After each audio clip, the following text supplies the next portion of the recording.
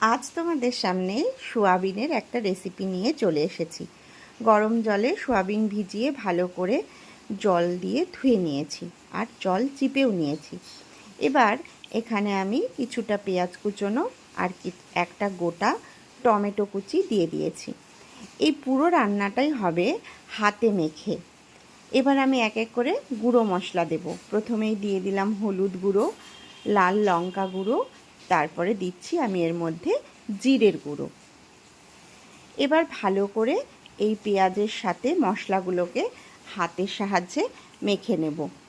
টমেটোর থেকেও কিছুটা জল বেরোবে আর পেঁয়াজের থেকেও কিছুটা জল বেরোবে। বেশ ভালো করে যখন মাখা হয়ে যাবে তখন আমি এর মধ্যে আরও কিছু কিছু জিনিস অ্যাড করব।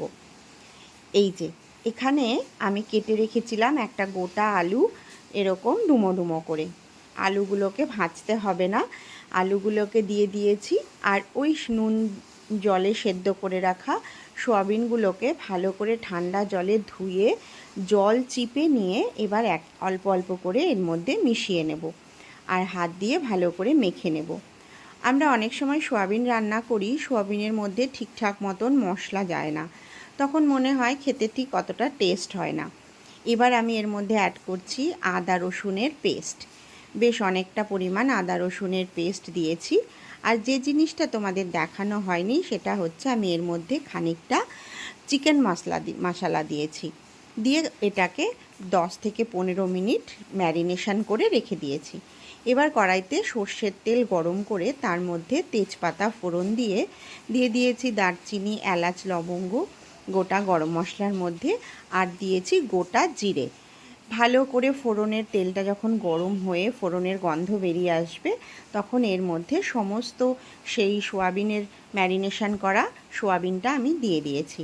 এবার আমি অ্যাড করছি নুন, যেটা মোস্ট ইম্পর্টেন্ট।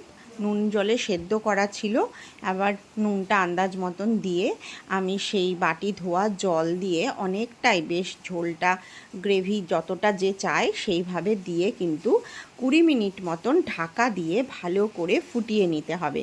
মাঝে মাঝে একটু ঢাকা খুলে নেড়েচেড়ে দেখে নিলেই তৈরি হয়ে যাবে হাতে মাখা সোয়াবিন কারি। একদম মাংসের মতন খেতে হয়, ভাত, রুটি, পরোটা সব কিছুর সাথেই অত্যন্ত লোভনীয়।